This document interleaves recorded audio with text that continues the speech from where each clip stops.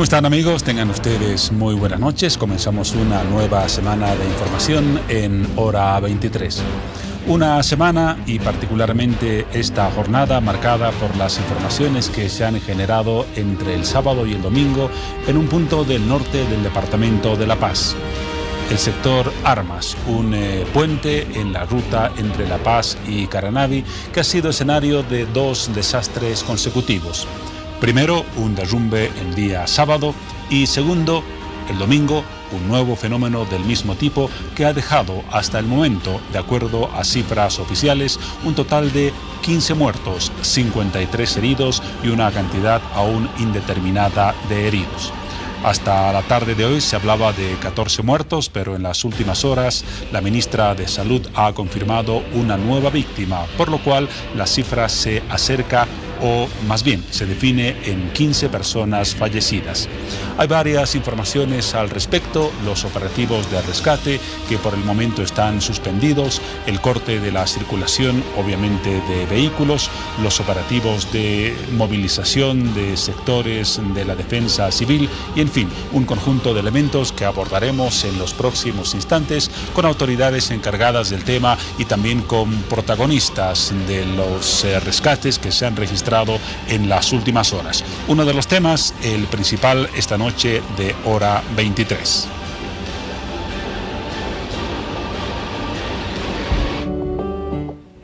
Bolivia, ¿cómo está? Muy buenas noches. Ya estamos en Santa Cruz de la Sierra después de vivir días muy bonitos, muy agradables en Rurrenabaque, pero también días bastante lamentables que nos marcaron no solamente como personas, sino también como periodistas, ya que nos tocó vivir el paso a paso en las inundaciones que sufrió Rurrenabaque, la perla turística del Beni. Lamentablemente el río Beni se desbordó y ya para el último, me refiero al día domingo por la mañana, las aguas del río Beni llegaban casi a 2 cuadras, llegando a la plaza principal de este lugar. Como ustedes pueden ver en imágenes, nosotros estuvimos presentes, como le dije al inicio, en el paso a paso de cómo se fue inundando de a poco este lugar tan hermoso que ahora se ve opacado por las inundaciones. En minutos nada más le mostraremos más del material que pudimos obtener en este lugar. Y bueno, con ustedes también estarán viendo las notas y podremos llevarle toda esta información hasta sus hogares. Un tema que complementa el que anunciaba al principio de Hora 23. Pero desde luego nos ocuparemos también de otras áreas del acontecer nacional. El año 2019, de acuerdo a las autoridades del sector de hidrocarburos, puede ser clave en el despegue de la producción, principalmente de gas, en varios puntos de nuestro territorio. Tendremos la presencia de un viceministro para hablar de este tema, aunque vale la pena destacar que varios analistas ponen en duda esta expectativa e incluso señalan que el fin de la bonanza estará marcado por varios meses y posiblemente por varios años en el sector. Un tema para el análisis. Y no queremos olvidar que en esta jornada se conmemora el Día Mundial de Lucha contra el Cáncer, con cifras que en el caso de nuestro país son preocupantes. Las estadísticas dicen que en el caso de las mujeres se presentan 381 casos de cáncer por cada 100.000 personas.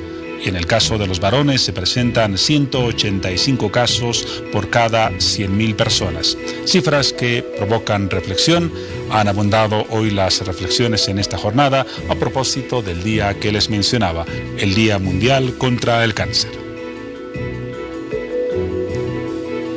Son las 22 horas con 59 minutos, a un minuto de las 23 horas, en Hora 23, comenzamos a desarrollar los temas que les mencionaba hace instantes. Y cómo no mencionar o no comenzar con el tema que preocupa a todo el país desde el pasado fin de semana. El panorama de desastre en la zona de Caranavi, la zona Armas, un puente en la carretera entre La Paz y esa región de los Yungas del país. En la siguiente nota resumimos el panorama de preocupación, de desastre y de tantas otras reacciones que ha generado ese par de derrumbes registrados entre el sábado y el domingo. Este es nuestro informe.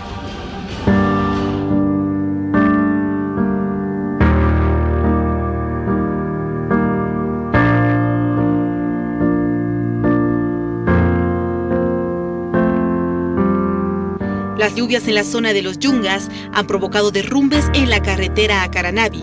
Un deslizamiento a 1 hora y media de Yolosa habría arrastrado a los buses que transitaban por el lugar. En redes sociales se muestran videos de personas, incluso de niños, que piden ayuda. Se encontró una persona de sexo masculino que ha sido rescatado su cuerpo inerte. Ayer al final de la tarde, ya casi en horas de la noche, se continúa trabajando, esperando al mismo tiempo que la maquinaria pesada que obviamente tiene que retirar la mazamorra de manera cuidadosa. Hasta el momento, 16 muertos y más de 16.000 familias damnificadas. No se descarta que estas cifras puedan ir aumentando en el transcurso de las horas. Se ha internado la policía al río, inclusive han hecho una expedición por el río y no se han encontrado nuevas víctimas. Se hablaba de un número grande de personas desaparecidas, no se ha encontrado nuevas víctimas. El rescate todavía es difícil porque son miles de toneladas de lodo que han caído sobre la plataforma y presumimos de que hay todavía algunos vehículos sepultados. Esto no vamos a poder saber hasta que cese la lluvia y no tengamos riesgo de más deslizamientos. Intensas lluvias en el país provocan en varios departamentos alerta por derrumbes, crecidas de ríos, personas fallecidas.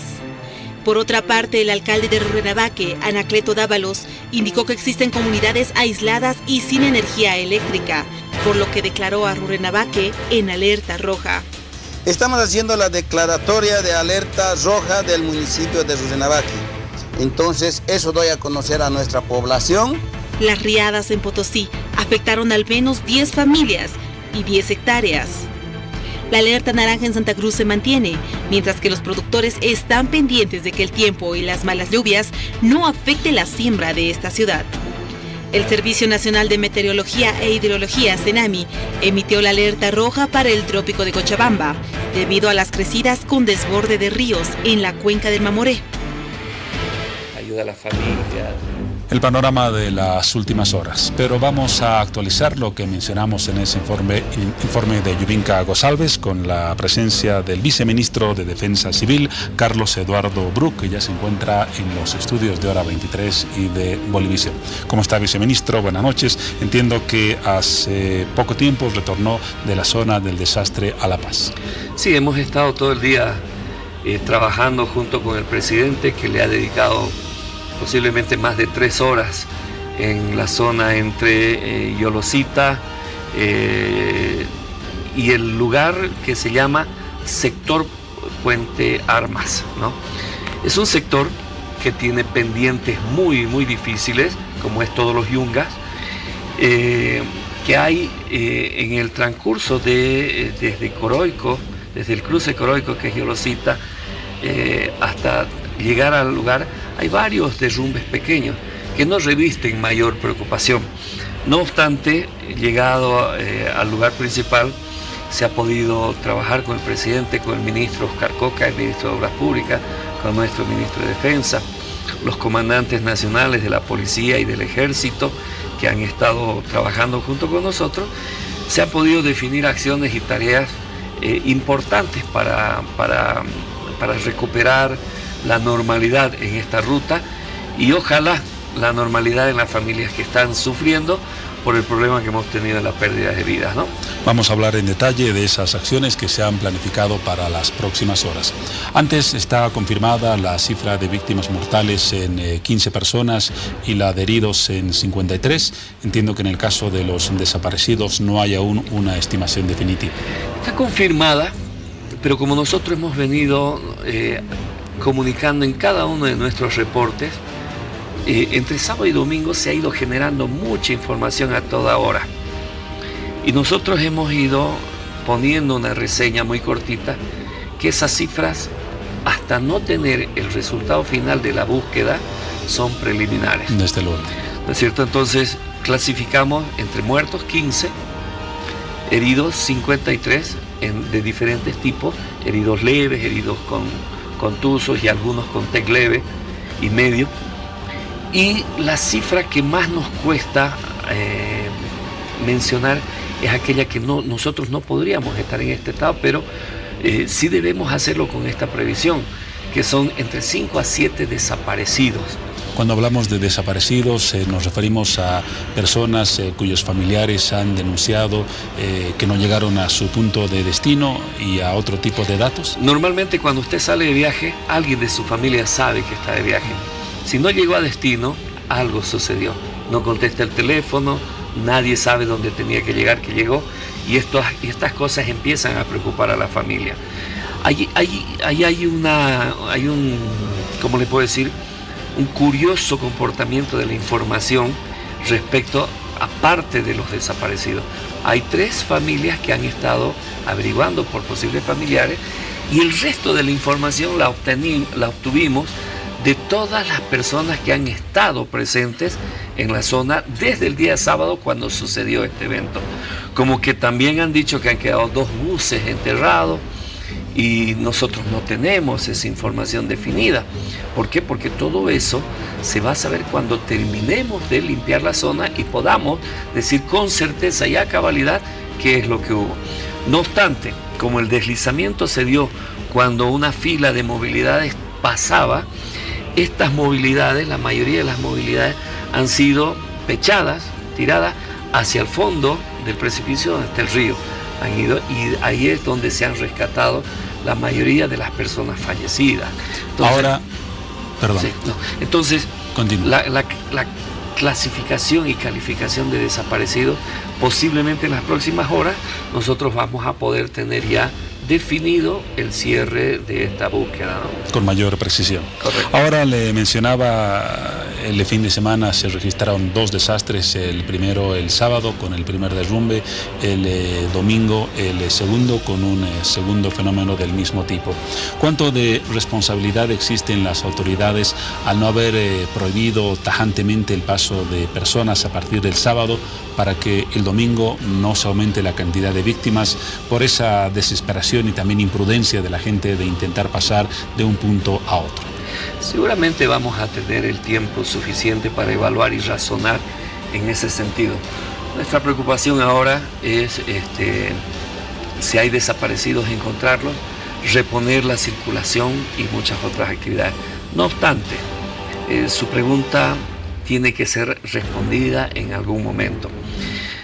Si usted atestigua a través de sus reporteros lo que ha sucedido esta mañana, mientras trabajábamos con el presidente y todas las autoridades, la gente camina por el cerro sin ninguna previsión ni precaución. Aún esta mañana. Aún esta mañana y aún esta tarde. Entonces, nosotros les mostrábamos lo que sucedía y cuáles son los riesgos a los que se expone la gente. Arriba, en la parte media del derrumbe, hay una senda que al parecer es una senda antigua que existía y que la gente trepa. Oiga, pero es con niños en brazos, terrible, con mochilas, con bultos. Es realmente, no tiene explicación, porque someterse a un riesgo de ese tamaño por cruzar porque sí, no creo que tendría explicación. Entonces, nosotros hemos tomado una decisión con el gobierno, con nuestro presidente, de cortar a 10 kilómetros hacia Caranavi y de cortar en diferentes tramos, como lo explicó nuestro ministro de gobierno el día de hoy, haciendo los controles respectivos, porque hay poblaciones intermedias aún a partir de Yolosita. ¿Desde cuándo se aplica este corte radical? Desde hoy. Lo que queremos mañana es lo siguiente. Mira, este es el camino. En esta parte quedó una de las excavadoras que se ve en las imágenes, quedó el ganso que le llaman acá afuera y parte de la máquina, y en la otra parte cerca de la plataforma del camino. Acá abajo se supone que están los desaparecidos. Si nosotros llevamos los rescatistas a esta zona, corremos el riesgo que haya un nuevo deslizamiento y nuestros rescatistas después tengamos que buscarlos a ellos más. Entonces, lo que se pretende hacer mañana, tratar de sacar esta máquina, entrar los rescatistas con perros adiestrados en búsqueda de personas, y hacer un rastrillaje de toda la zona, desde arriba hasta el río. Según los protocolos que corresponden para las búsquedas, se dará por finalizada la búsqueda si correspondiere. Cuando termine, se dé por finalizada la búsqueda, corresponderá a la ABC y a todo su equipo empezar a trabajar en el derrumbe. Son 2 semanas aproximadamente que va a costar limpiar la zona. ¿Por qué? Porque la falla es estructural y hay que trabajar desde arriba para que esa carga, después de que limpiada acá, no vuelva a suceder en la plataforma. Entonces, en estas 2 semanas, el presidente ha autorizado vuelos solidarios que se va a dar a un lugar cercano de Caranavi. El lugar se llama Covendo, y en esa zona va a aterrizar el avión Hércules, que tiene capacidad entre 60 y 80 pasajeros, y que vamos a hacer tanto de Caranavi hacia La Paz y los que necesiten ir de La Paz hacia Caranavi, estabilizar el flujo de gente que está de verdad necesitada por moverse mientras el camino se repone, y que no haya el transbordo que pone en riesgo a las personas que se suben por encima de los cerros, por encima del mismo deslizamiento. Con una gran irresponsabilidad personal. Además, antes de ampliar los detalles de estos vuelos solidarios, ha mencionado usted un periodo estimativo de rehabilitación de la carretera. Se estiman 2 semanas las necesarias para estabilizar la parte alta primero y luego proceder a la limpieza de la carretera para permitir la circulación de vehículos. ¿Es una estimación? Es una estimación. Si el clima los deja trabajar a los ingenieros, a los operadores, a las máquinas, podría suceder que se dé antes. Pero tenemos pronóstico, y como es la zona, pues, ¿no? Llueve, llueve. Desde luego, el tiempo es imprevisible. Es imprevisible, y estamos en época de lluvia, con el fenómeno del Niño encima, que provoca todos estos problemas. Entonces los ingenieros han hecho esa estimación. Ojalá que podamos hacerlo antes. Ojalá. Ahora sí, algunos detalles más sobre esos vuelos solidarios. ¿Qué tiene que hacer la gente que está interesada en trasladarse, ya sea desde La Paz a Caranavi o de Caranavi a La Paz? ¿Dónde tienen que recurrir? ¿Van a tener algún costo? ¿Cuál va a ser el procedimiento? En La Paz, en el aeropuerto de la Fuerza Aérea, en el Alto, en el comando de la Fuerza Aérea, se van a atender los requerimientos. El presidente, nuestro presidente, va a dar mañana, entendemos, una explicación de todo esto, y que van a hacer estos vuelos a Caranavi hasta descongestionar el tráfico. Pero también tenemos vuelos que se van a iniciar mañana al sector de Rurrenabaque y de San Borja, que también están inundados, que no pueden llegar las vías camineras hacia esas poblaciones, y que el avión Hércules también va a volar a esa zona. Lo que sí va a tener es un costo mínimo, posiblemente lo que cueste el costo del minibús. Todavía no hay una estimación definitiva del valor. Sí, el presidente nos explicaba esta mañana, porque tampoco es para turismo gratuito, ¿no es cierto? Entonces, ¿cuánto cuesta un pasaje de Caranavi a La Paz? 100 bolivianos, el mismo costo, para reponer gastos de operación solamente. Entonces, con esto vamos a dar una muy buena asistencia a aquellas personas que tienen alguna dolencia de salud, que tienen algún problema difícil, como hemos rescatado anteriormente con personas de la tercera edad que necesitan hacerse controles, chequeos médicos y otras urgencias o emergencias producto de este mal clima y de esta emergencia que se está viviendo en la zona, ¿no? Entonces, la primera recomendación, mañana se van a dar los detalles en esa conferencia de prensa, pero consulta sobre los itinerarios, horarios en la base aérea de El Alto. Sí, hay un detalle. A la zona de Caranavi, la pista donde va a aterrizar, entre el lugar de Santana, de Chima, hasta Covendo, el camino también ha sido destruido. ABC tenía que ingresar hoy en la tarde ya con los equipos y mañana reparar provisionalmente para que la gente pueda entrar hasta la pista y salir. Entonces eso, creemos que desde el miércoles estarían habilitados los vuelos solidarios hacia Caranavi. Mañana, a partir de las entre 9 y 11 de la mañana, vamos a iniciar los vuelos a Rurrenabaque y a San Borja, además de una asistencia de ayuda humanitaria que vamos a realizar con Ministerio de Defensa, como gobierno, por instrucción del presidente, habiéndole dado todas las explicaciones y la evaluación que se ha hecho junto con él, de asistir humanitariamente a gente que lo ha perdido posiblemente todo. ¿Cuál es la asistencia humanitaria? Los alimentos básicos para que la familia se alimente mientras pasa el momento de la crisis, ¿no? Agua, azúcar, harina, fideos, raciones secas, ¿no? Porque no funciona posiblemente ni la heladera y no tienes nada en que refrigerar. Entonces, nosotros vamos a enviar mañana esa cooperación a las poblaciones de Rurrenabaque y de San Borja. Reiteramos el dato entonces, los vuelos solidarios a Caranavi se inician el próximo miércoles. Se va a establecer una tarifa que va a ser similar al costo del traslado en bus o en minibús. Y en el caso de San Borja y Rurrenabaque, los vuelos se van a iniciar mañana martes. Informaciones específicas sobre itinerarios en la base aérea de El Alto. A propósito de Rurrenabaque, viceministro, estuvimos el fin de semana en esa zona. Le invito junto a nuestros televidentes a ver la siguiente información que refleja el panorama de preocupación que se registra en la zona. Antes comentarles que también tenemos problemas en otras partes del país. Los vamos a revisar. Primero nos ocupamos de Rurrenabaque.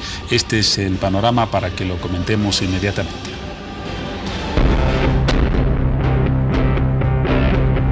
El día sábado 2 de febrero, el municipio de Rurrenabaque, en plena celebración de su fiesta patronal por su aniversario número 175, fue declarada en alerta roja por la crecida del río Beni. El alcalde de la región brindó una conferencia de prensa para informar a la población acerca de este decreto edil y de la amenaza de desborde que aún continúa latente. Como gobierno municipal, bajo un decreto edil número 002/2019, estamos haciendo la declaratoria de alerta roja del municipio de Rurrenabaque.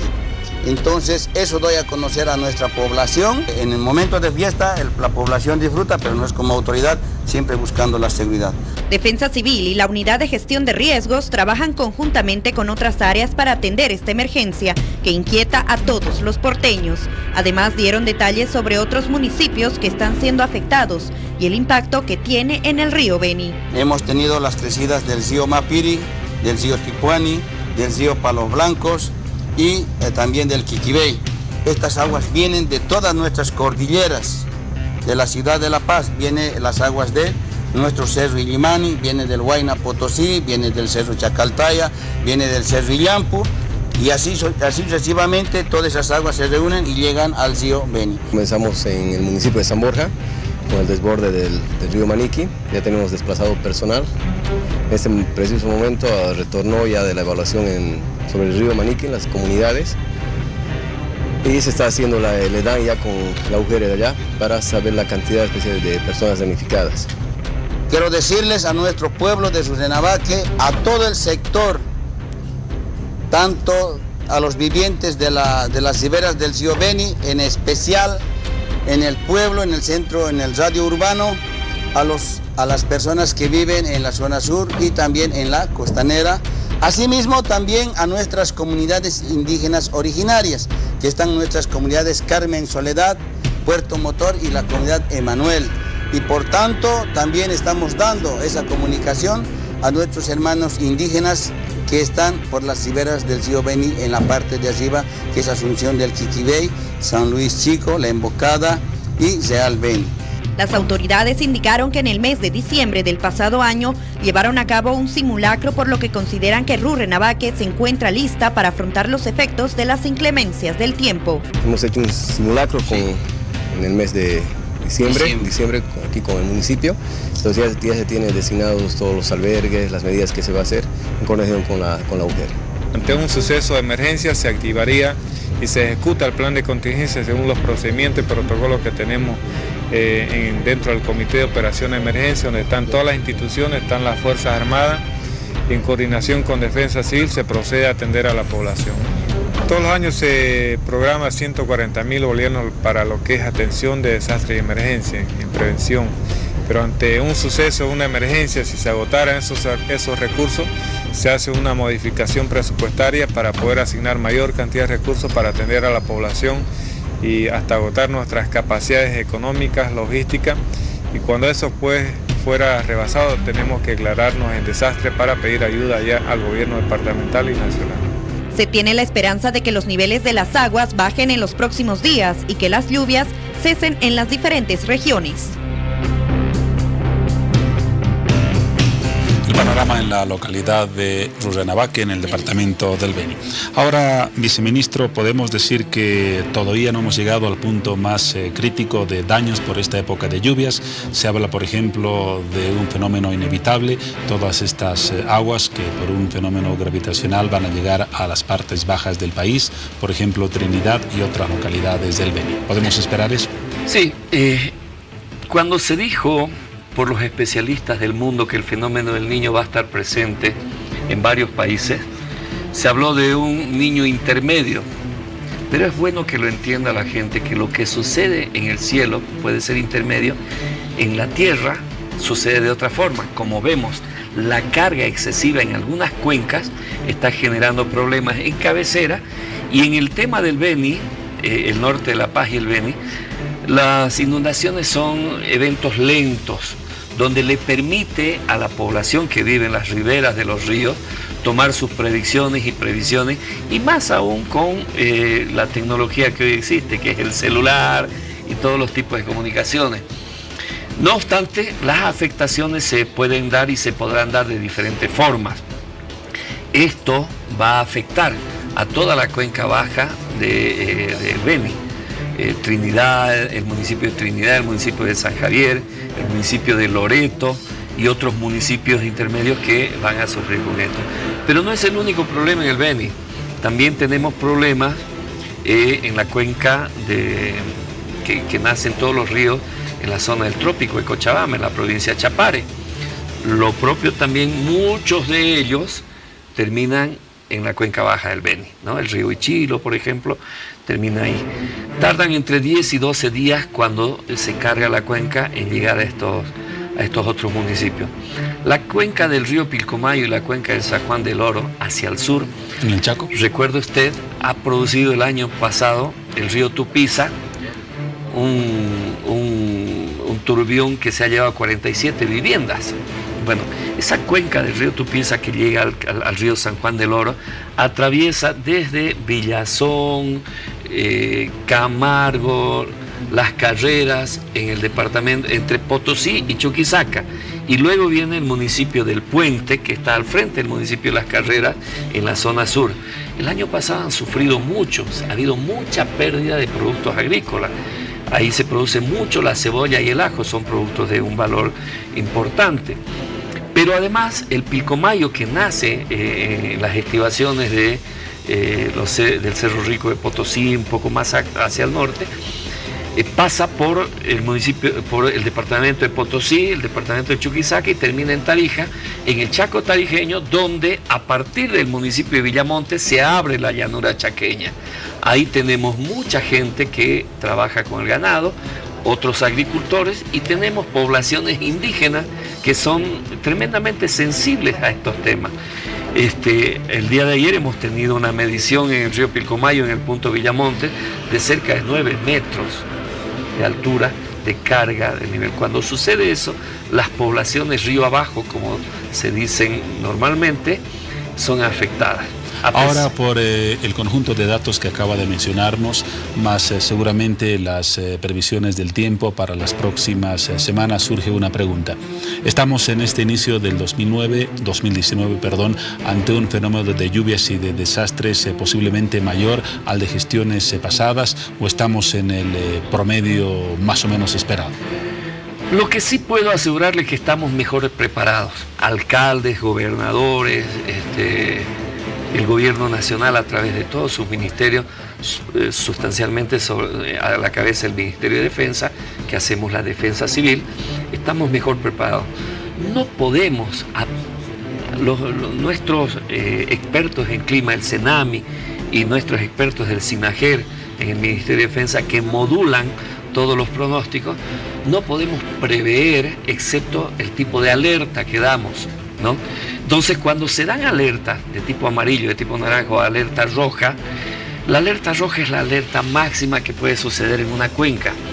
Esa alerta roja puede suceder como ha sucedido, por ejemplo, el año pasado, recuerdo en una zona muy específica de Villamonte, el Chaco boliviano tiene un promedio de 130 a 160 milímetros al año de agua. En una lluvia de menos de un día sucedieron casi 400 milímetros.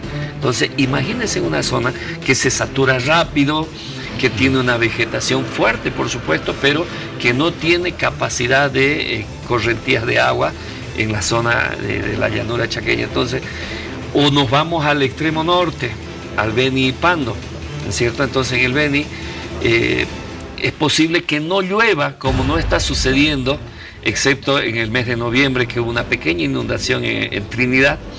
Pero todas estas 2 o 3 semanas no ha estado lloviendo como para que Trinidad se inunde.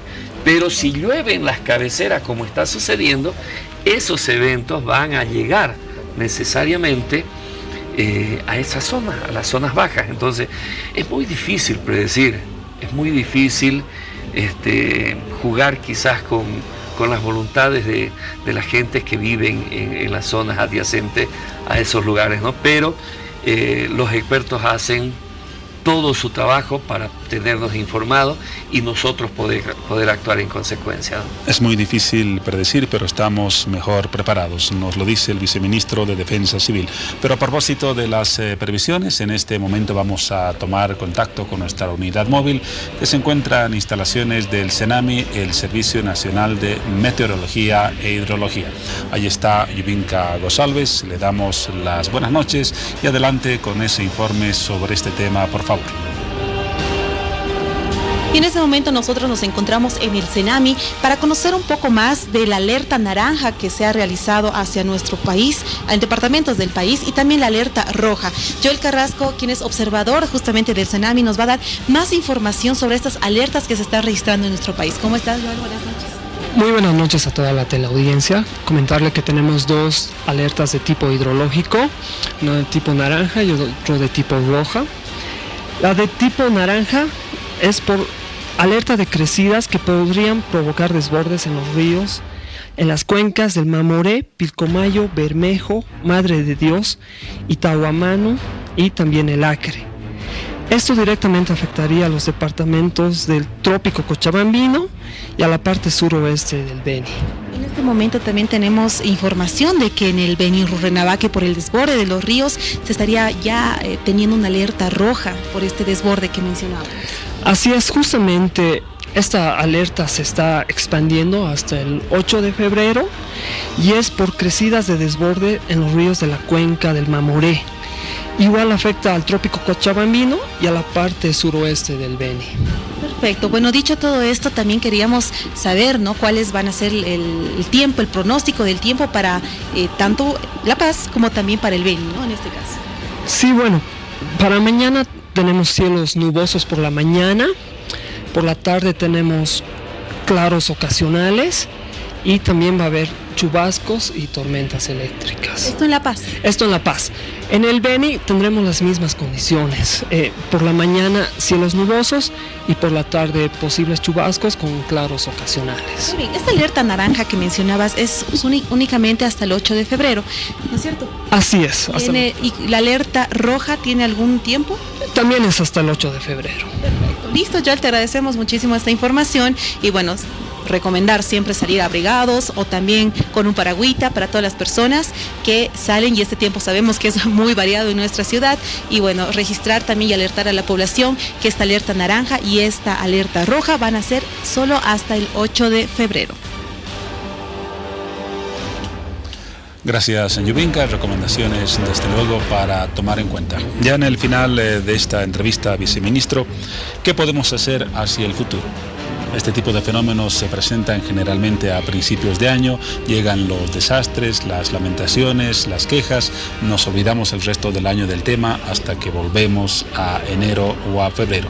¿Se puede hacer algo o irremediablemente estamos en manos de la imprevisible naturaleza? Yo creo que es una combinación de varios aspectos. Sobre todo, hay cosas que no vamos a poder contra la naturaleza. El fenómeno del Niño, que no es un fenómeno nativo interno de Bolivia, se genera en las costas entre el Perú y el Ecuador, ¿no? Es un calentamiento de las aguas superficiales que producen en toda la placa continental problemas de este tipo, que no solo es patrimonio de los bolivianos, está sucediendo en la Argentina, está sucediendo en Brasil, en el Perú, en Chile. Entonces, este es un problema del fenómeno del Niño que es recurrente. Los expertos dicen que podríamos tener este tipo de precipitaciones focalizadas hasta inclusive el mes de abril. Veremos, nuestros expertos, como lo hemos escuchado a los expertos del CENAMI, nos irán informando cómo es el comportamiento, porque además ellos están entrelazados con otros sistemas a nivel mundial para poder visualizar qué es lo que sucede, ¿no? Nosotros, ¿qué debemos hacer?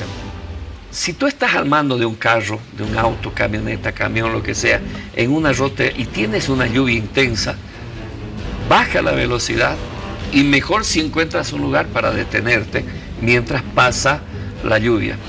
Más aún en estos caminos difíciles como son el Sillar, en el Chapare, los caminos entre Tarija y el Chaco, entre la ruta de los Yungas, lo que ha pasado ahora, es necesario ser más que prudente, porque no solamente es que haya lluvia, suceden deslizamientos, a veces se caen puentes, colapsan alcantarillas. Entonces tenemos que ser prudentes. Si estás viajando con tu familia, si usted se revisa la nómina de fallecidos en el problema de Caranavi, hay varios apellidos que se repiten, son familia, ¿no es cierto? Entonces, si estás viajando con la familia, más prudencia aún. Si estás viajando por caminos donde no existen puentes y tienes que pasar una quebrada que aparentemente tiene agua, poca agua, cerciórate, bájate y anda a ver la quebrada, porque nos ha sucedido también en Cochabamba que la imprudencia de un conductor de un servicio público quiso meterse con las aguas en pleno crecimiento y fallecieron las personas. Entonces, todos estos temas es necesario preverlo. Quienes viven al lado de quebradas, de torrenteras, de ríos, deben tomar una previsión excepcional. O sea, ¿qué es lo que nos pasó? Ejemplos dolorosos en Tupiza y en Tiquipaya el año pasado. El río Taquilla es un río que jamás puede haber ocasionado esto si no hubiese sido que se hubiese sifonado un puente que retuvo el agua y empezó a desparramar el agua y toda la palizada que caía del río. Entonces, si en el barrio se organizan, si quienes viven, las familias al lado de una torrentera, quebrada o río, tienen que estar alertas cuando sucede una lluvia, porque pueden suceder estos eventos. O sea, el comportamiento de los fenómenos de la naturaleza son estos, y es bueno tener alertas familiares, comunales, barriales. Normalmente el jefe de familia sabe que va a suceder, porque el jefe de familia es el hombre más experimentado, sea el hombre o la mujer. Entonces, nosotros recomendamos que en caso de que esto suceda, como hemos visto en Tiquipaya, recuerda usted, el niño por ir a recoger su perrito, recuerda, fue llevado a la corriente. En dos palabras, prevención y precaución, conceptos remarcados por las autoridades que debemos tomar muy en cuenta. Gracias, viceministro. Hemos hablado del tema de las inundaciones, pero ya lo convocaremos próximamente para hablar del otro fenómeno que también es igual de dramático, la sequía, dos fenómenos lamentablemente paralelos en esta parte del año. Gracias entonces y hasta una próxima oportunidad. Muchas gracias. Dejamos el tema por algunos instantes, nos vamos a un corte, pero antes, precisamente con los datos del tiempo para las próximas horas. El informe de AccuWeather.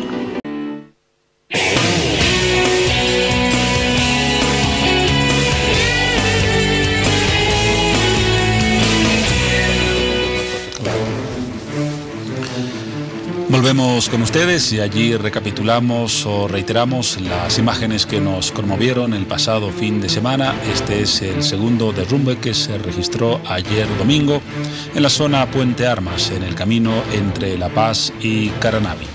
Como ya lo han visto en reiteradas ocasiones, en gran parte imprudencia de la gente que intentaba pasar de un punto a otro, la naturaleza que no respeta las imprudencias y el resultado de ese desastre con ese derrumbe, con material que se origina en la parte alta, fruto desde luego de las lluvias y de las intensas precipitaciones que se han registrado en los últimos días en la zona.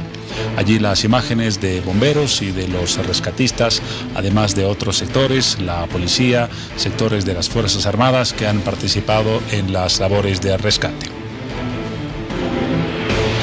Y a propósito de las labores de rescate, justamente estamos con dos miembros del SAR que en los últimos días han estado presentes en la zona que mostrábamos en imagen.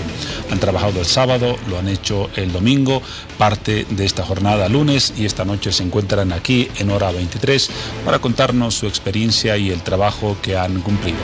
Se trata a mi izquierda de Mirko Heredia, comandante de la primera compañía de SAR en el Alto. Buenas noches, bienvenido. Buenas noches, muchas gracias por la invitación. Y de Aarón Borda, rescatista y paramédico del SAR. Bienvenido y buenas noches. Muchas gracias, buenas noches.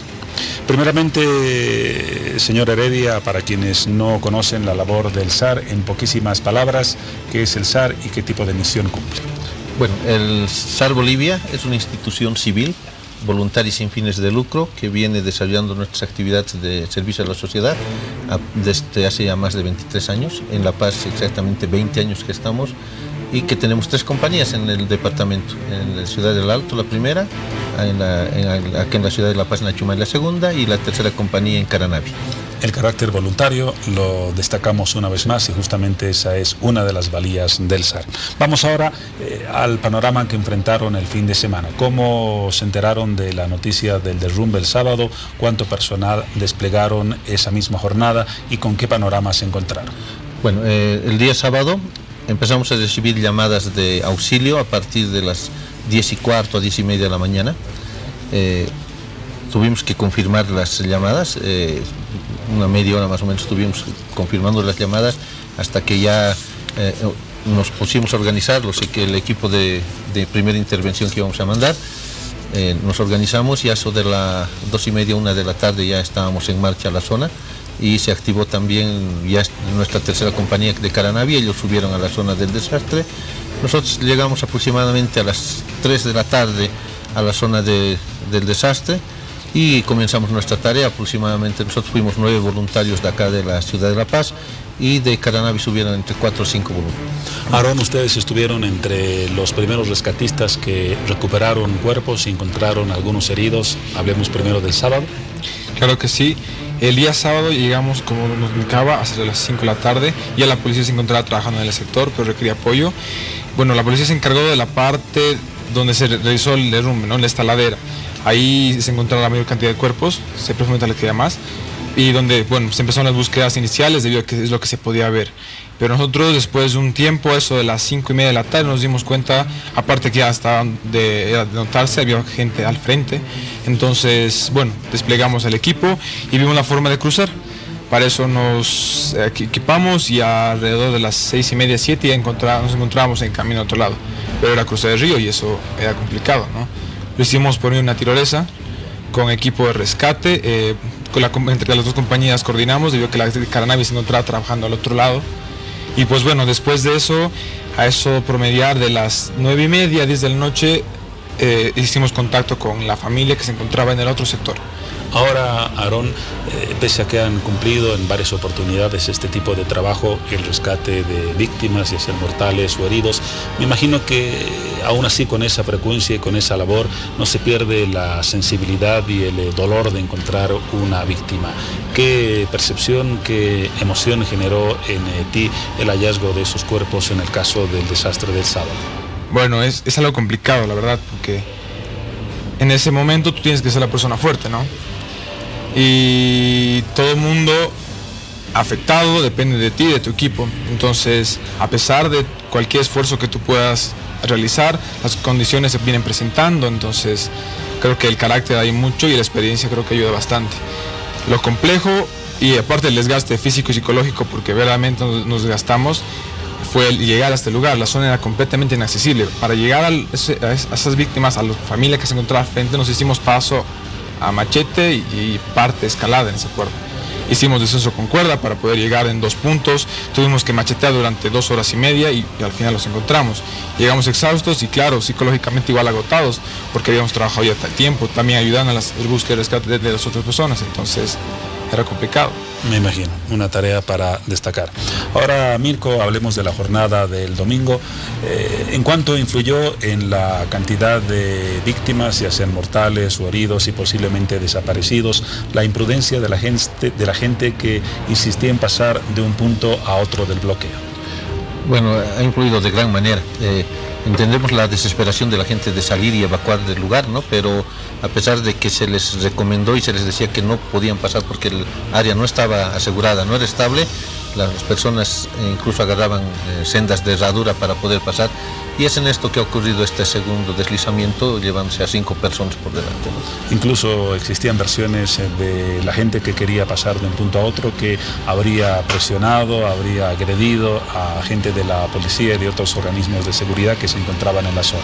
Sí, la gente se encontraba muy molesta por este hecho de que ellos echan la culpa a las autoridades de lo que ha pasado y no hacían caso, es más, han querido agredir a militares, policías. Entonces, frente a eso los han rebasado, no se ha podido controlar, era bastante la cantidad de gente que quería pasar, entonces eso ha hecho de que la imprudencia de la gente también termine en otro accidente, ¿no? Imprudencia, esa es la palabra clave. Nos decía el viceministro hace algunos instantes que en la jornada de hoy ya se ha reforzado el control y no se está permitiendo la circulación o el intento de paso de personas de un punto a otro. ¿Ustedes han verificado que es así?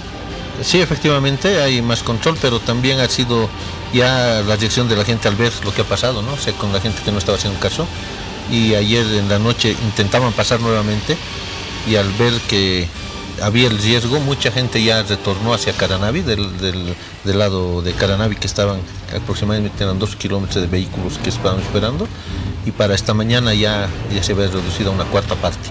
Entonces también la gente, creo que hoy recién tomó conciencia, ayer en la noche y hoy tomó conciencia del riesgo que corre, y a mucha gente ya se fue. Seguro. Ahora, Aarón, ¿qué se puede esperar como resultado de los trabajos de rescate en las próximas horas? ¿Encontrar posiblemente más víctimas, dar con algunos desaparecidos? ¿Cuál es su expectativa y su labor para, por ejemplo, este martes? Bueno, las labores continúan, está presente nuestras compañías, al igual que la policía y la defensa civil, y pues bueno, con los reportes que tenemos, sí se cree que todavía existe una persona desaparecida, entonces la tarea va a ser, ya si no me equivoco, el ingreso con canes de parte de la policía en la mañana, y bueno, parte de nuestro equipo también va a seguir trabajando, pero sobre todo cabe recalcar que tal vez la importancia que no se dio tanto a las personas que estaban con vida, que a las personas que, bueno, ya habían fallecido, fue distinta, ¿no? Entonces, bueno, en este siniestro se marcó esa diferencia, donde, bueno, se distribuyó bien los equipos, pero sí se hubo un poco de, bueno, no sé, falta de equipos completos para poder sacar más rápido a las personas que se encontraban todavía con vida.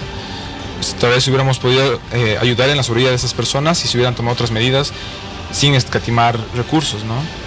Mirko, para el cierre ya, una recomendación muy breve a la población. Estamos ante quizás el inicio de una etapa de desastres. ¿Qué se puede recomendar en cuanto a prudencia a la gente?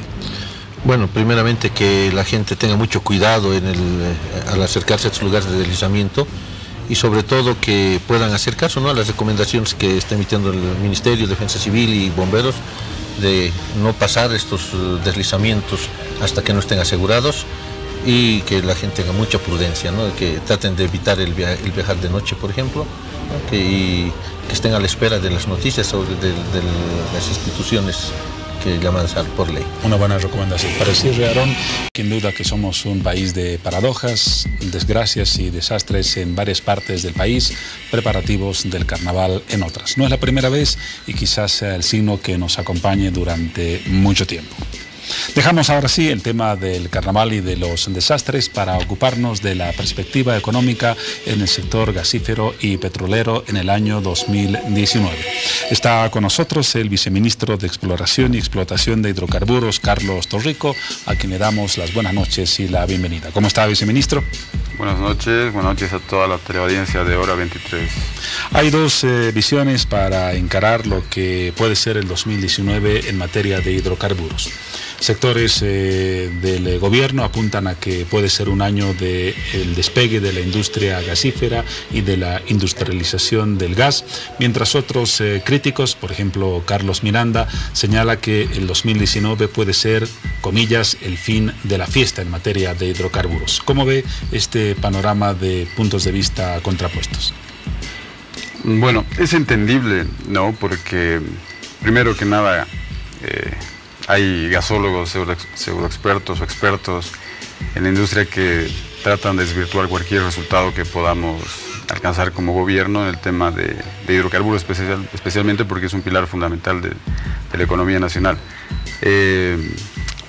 Solamente por darte un dato, en este último año nosotros lo que hemos proyectado en cuanto a pozos exploratorios es la perforación de 25 pozos exploratorios y de investigación, ¿no? Con una inversión de más de 1.450 millones de dólares. Y solamente por darte un ejemplo, en el periodo del 93 al 2005, en todas las actividades de exploración se invirtieron 1.854 millones de dólares, ¿no? Ese es un dato que hay que tomarlo en cuenta, ¿no? ¿Por qué? Porque cualquier ciclo exploratorio que toma su tiempo en función a las fases que se tiene y a la complejidad, obviamente da resultados y frutos después de 4 años, 3 años, dependiendo la magnitud de la exploración y de los pozos que se perforen. Entonces, ya el presidente a principios de año ha estado inspeccionando 2 pozos, Chaco Oeste X1, ¿no? En el área Chaco Sur, y el pozo Boyuy X2, ¿no? Y dadas las características de este último pozo, estamos seguros de que hasta abril, que se tiene proyectado concluir las pruebas, se van a tener muy buenos resultados. No nos olvidemos que ya se ha tenido hallazgo de gas y solamente falta determinar el potencial del pozo, ¿no? Vamos a hablar en detalle de Boyuy X2, que es una esperanza que posiblemente tenga resultados en abril, como usted lo mencionaba. Pero a propósito de esa contraposición de visiones, recordemos cuál es el estado actual y la cantidad de reservas comprobadas de gas natural. Sí, la certificación de reservas probadas a diciembre de 2017 alcanzó 10.7 TCFs, ¿no? Obviamente esa reserva nos da la tranquilidad para poder cumplir los mercados de Brasil, Argentina, el mercado interno que crece día a día, ¿no? Que es una prioridad para el gobierno, ¿no? Y obviamente también nos da cierto margen para cumplir nuevos mercados. En ese sentido es que el gobierno también, para no depender de solamente 2 mercados como se tenía anteriormente, Argentina y Brasil, ha comenzado a diversificar su portafolio con empresas y con estados, ¿no? Y se tienen ya volúmenes adicionales que se van a comercializar, además de que cambia la visión. No solamente somos exportadores de gas, sino como YPFB nos vamos a convertir en una empresa que va a poder comercializar gas, distribuir en Brasil gas, va a poder conformar sociedades para termoeléctricas, ¿no? Y obviamente en otros países como Paraguay, Perú, que ya han sido anunciados con anterioridad, ¿no? 10.7 trillones de pies cúbicos de gas natural. Sí. Ahora, los críticos, volvemos nuevamente a ellos, señalan que la preocupación se fundamenta justamente en esta cifra, porque, por ejemplo, recuerdan que cuando el EMAS llegó al gobierno, las reservas heredadas estaban entre 15 y 20 trillones de pies cúbicos. Hay una diferencia entre 10, 15 y 20. Ese dato es totalmente falso. O sea, para los que estamos en la industria y tenemos conocimiento del tema de cómo se cuantifican las reservas, no hablo de certificación, porque la certificación la realizan las empresas especializadas, empresas internacionales especializadas que tienen un equipo multidisciplinario de expertos, ¿no? Con muchísima jerarquía y conocimientos, ¿no? Pero los datos que se dieron antes del 2000, bueno, cuando asumió el hermano presidente Evo, obviamente estaban inflados, ¿no? Porque no nos olvidemos que antes los recursos hidrocarburíferos no le pertenecían al Estado, estaban inscritos como propiedad de las empresas, entonces estaban en sus libros contables y eso hacía que suban en la bolsa, entonces obviamente estaban sobredimensionados. ¿Cuál sería la cantidad real de reservas el año 2006, por ejemplo? Se hizo una cuantificación de los volúmenes que se tenían a esa fecha y estaban oscilando por los 9 TCFs, ¿no?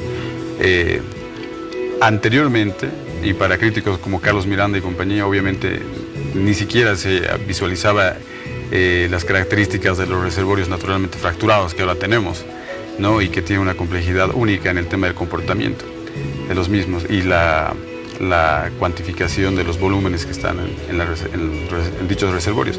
Entonces hubo una nueva metodología de estimación, de cuantificación de reservas, ¿no? Y considerando esa nueva metodología, nosotros podemos decir, y por eso se ha anunciado en muchas oportunidades, que a nosotros nos dejaron con aproximadamente 9 TCFs, ¿no? Ahora, ¿cuán optimistas podemos ser sobre el futuro del mercado gasífero y de nuestro potencial en este recurso cuando Argentina está convirtiéndose en exportadora de gas, cuando Brasil ha mejorado el hallazgo de reservas y también es un exportador en parte importante? Están por vencerse, aunque en plazos distintos, los contratos con ambos países. ¿Debemos ser optimistas o debemos tener algo de preocupación sobre la renovación de esos contratos?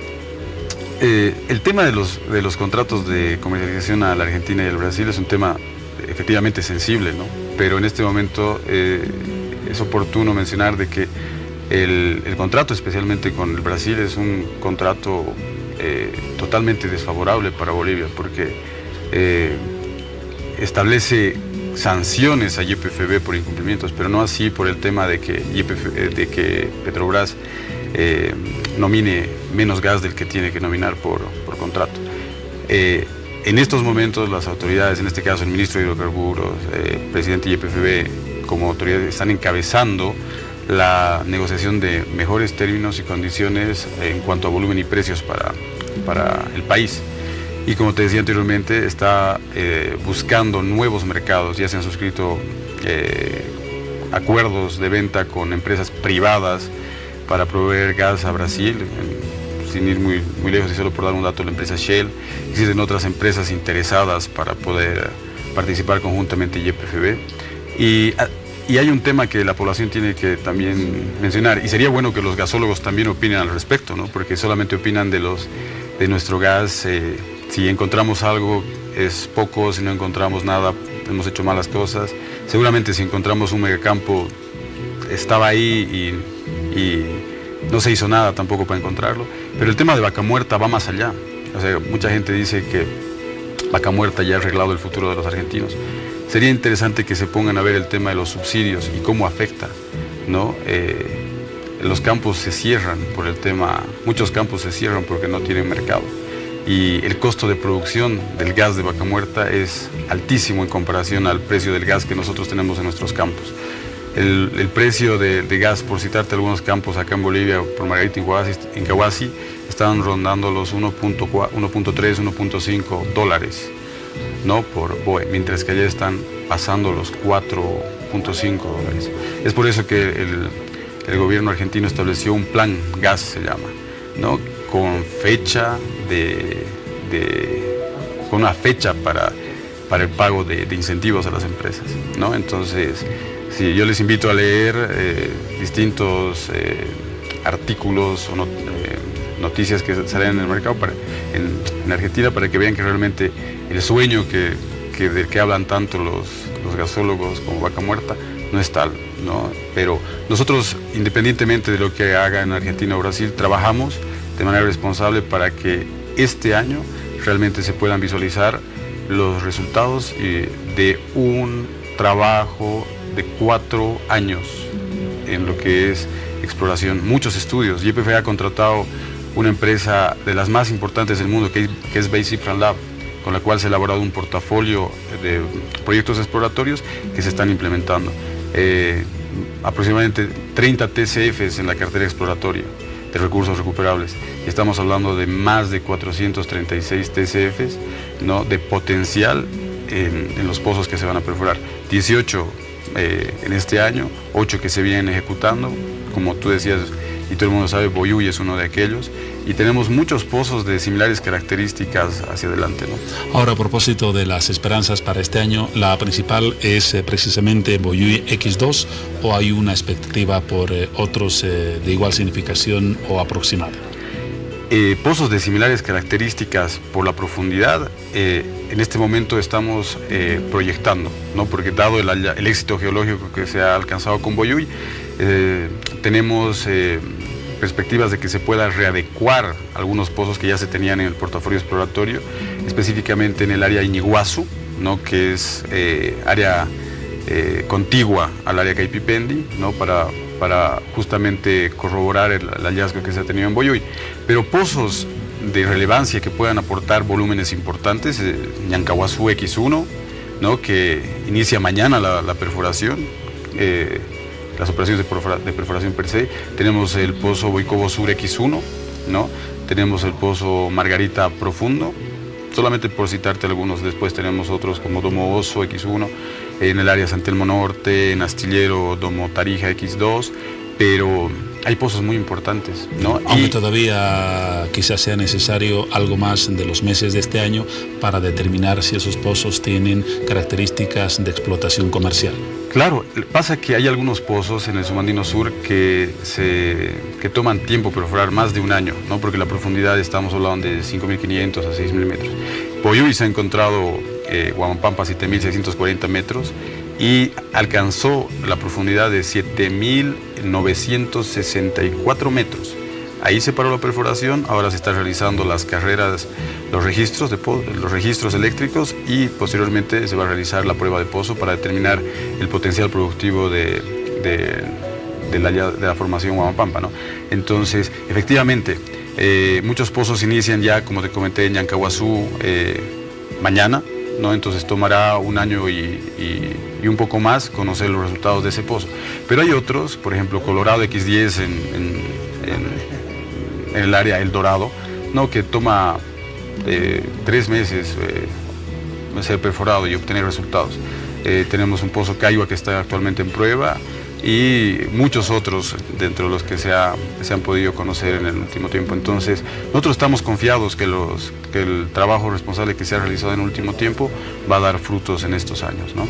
Muchas gracias por esa valoración. Carlos Torrico, viceministro de Exploración y Explotación de Hidrocarburos. La fiesta entonces para recuperar el elemento que mencionaba al principio no ha concluido.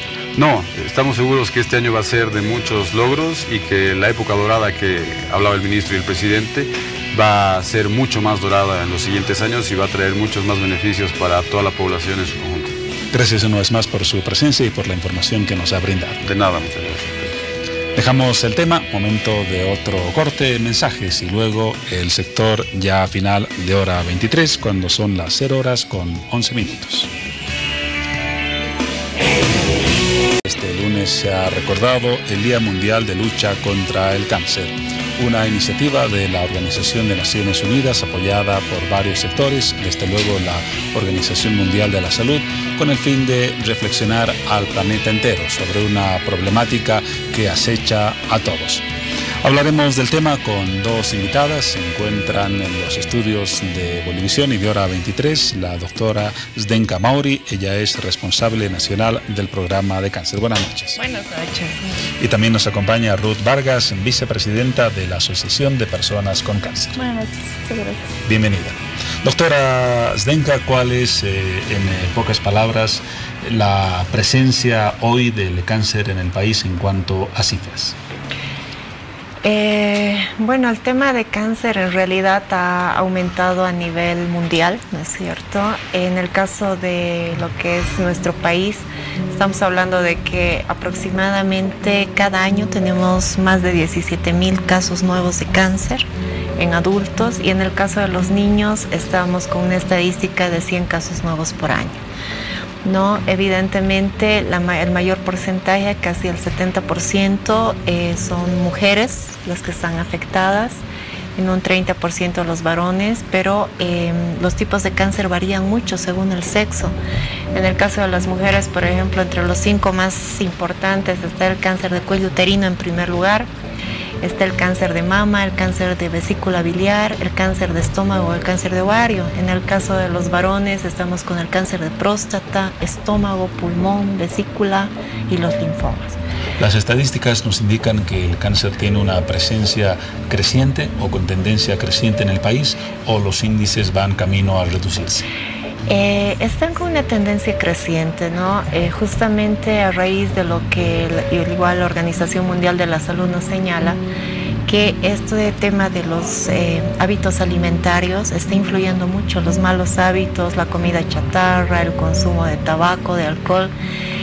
No solamente está produciendo enfermedades crónicas como la diabetes, los problemas cardiovasculares, como se pensaba en un inicio, sino que ahora se ha encontrado evidencia de que está produciendo algunas variedades de cáncer, ¿no? Por ejemplo, el tema de la obesidad está muy relacionado con el tema de un incremento de cáncer de mama, cáncer de próstata, cáncer de colon, el tema de tabaco, que en algún momento solamente se lo había restringido al tema de cáncer de pulmón, ahora sabemos que también tiene relación con el tema de cáncer de cuello uterino, ¿no? Entonces, realmente el tema de hábitos de vida está influyendo mucho en este incremento de los casos de cáncer. Datos de verdad relevantes. Ahora, Ruth, frecuentemente escuchamos noticias, las vemos, las leemos respecto a las precarias condiciones para la atención en Bolivia de los enfermos de cáncer. ¿Estas condiciones han mejorado o hemos empeorado en estos últimos tiempos? Bueno, buenas noches a toda la población. Sí, hemos luchado bastante, 4 años en las calles. No ha sido en vano porque realmente ha habido mejoras. Se está empezando, pero poco a poco esto va a ir creciendo más. Hay mucho por hacer. El cáncer es un tema muy amplio. Se ha empezado ahora con la radioterapia, con la braquiterapia, que es tan importante para un paciente con cáncer de cuello uterino, pero ahora falta más los medicamentos, la quimioterapia y mucho más. Hay que seguir trabajando. Estamos trabajando con el programa Cáncer también, y también como asociación.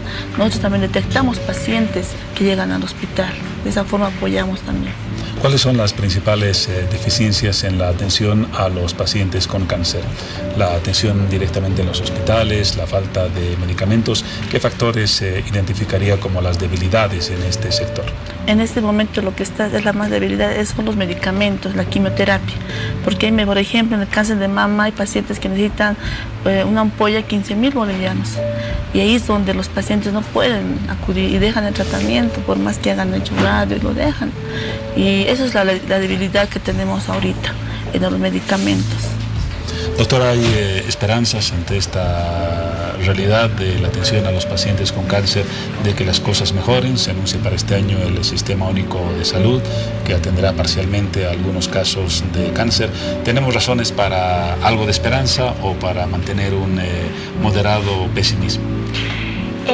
Evidentemente nosotros como Estado, como Ministerio de Salud, hemos asumido la responsabilidad de trabajar en distintas líneas de acción, ¿no? Con el tema de los pacientes con cáncer. Creo que el primer paso que hemos dado ha sido justamente el asumir esa responsabilidad de la gratuidad en lo que es el tema de radioterapia. Cada paciente para nosotros significa aportar 21.000 bolivianos, que bueno, es parte de lo que es el tratamiento, ¿no? Como decía Ruth, son distintos componentes. En el tema de lo que es el seguro universal, como se lo había manifestado desde el Ministerio de Salud, eso es una etapa, es un proceso.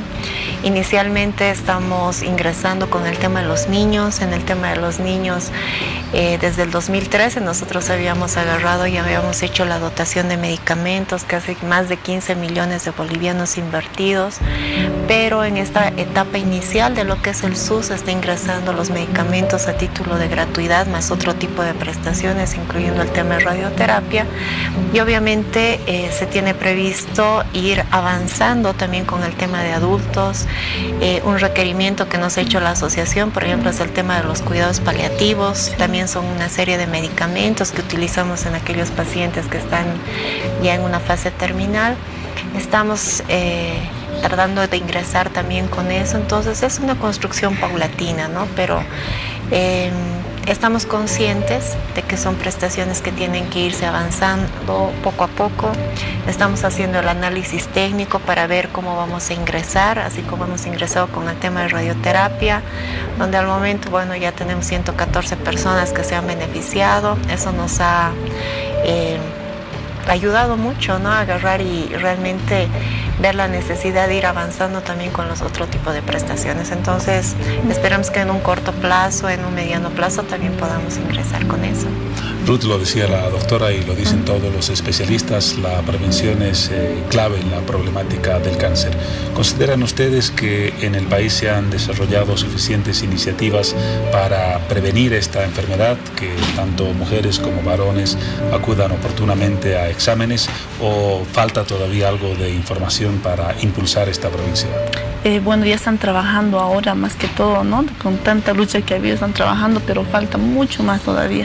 Yo creo que con todo eso lo que se está haciendo en el programa van a llegar a muchos más departamentos, y tenemos que tener la cultura nosotros los bolivianos de ir a hacernos controlar por lo menos una vez al año para detectar el cáncer, porque si a tiempo se detecta puedes curarte, así como yo me he sanado, ¿no? Gracias a Dios. En su caso, ¿qué problema específico tenía? Cáncer de cuello uterino. ¿Y le detectaron en una fase temprana? Temprana, gracias a Dios, estoy con vida. Me trataron con unas máquinas que ya estaba casi mal, pero he seguido al pie de la letra lo que me decían y estoy bien. Ahora goza de plena salud. Sí, ya estoy 5 años. 5 años. Sí. ¿Qué más puede hacer la sociedad en su conjunto, doctora, para impulsar esta prevención? Sabemos que es un mal que puede aparecer en cualquier persona. Usted ha mencionado los factores detonantes. Falta educación en los colegios, en las universidades. ¿En qué deberíamos incidir como sociedad en la tarea de prevención? Bueno, algo que nosotros como ministerio quisiéramos pedir a la población es que asuman su compromiso y su responsabilidad. En realidad, nuestros establecimientos de salud están equipados, tienen al personal de salud calificado para poder hacer las pruebas de diagnóstico precoz, el tema del Papá Nicolau, el tema de las mamografías, la detección oportuna de cáncer de mama, el tema de una prueba que es el PSA para el tema de próstata, etcétera. Incluso tenemos un día específico donde las mujeres podemos pedir ese día en el trabajo para poder irnos a realizar las pruebas.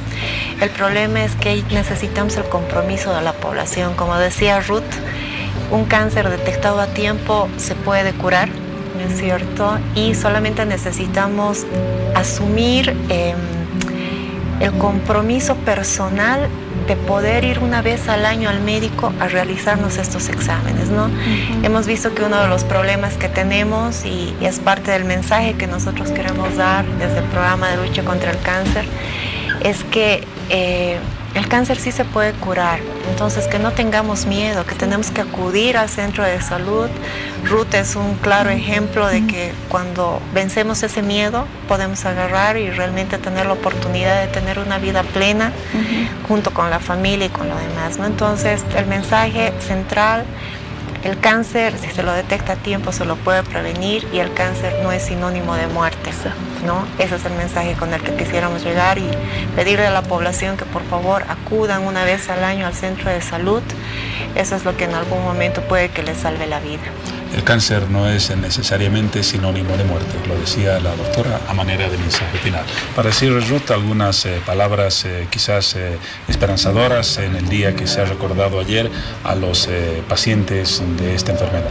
Bueno, personal, estoy feliz por estar con vida y poder ayudar a mis hermanos que están atrás. Y no les vamos a abandonar, y sigan luchando, que esta enfermedad que no les dé miedo, que se puede salir adelante. Se puede salir adelante. Reiteramos esos mensajes. Gracias por su presencia y por haber recordado la importancia de esta fecha en cuanto a la iniciativa del conjunto de la población para prevenir este mal. Hasta una próxima oportunidad. Gracias a ustedes. Vamos ahora a otro sector de hora 23, ya cerca al cierre.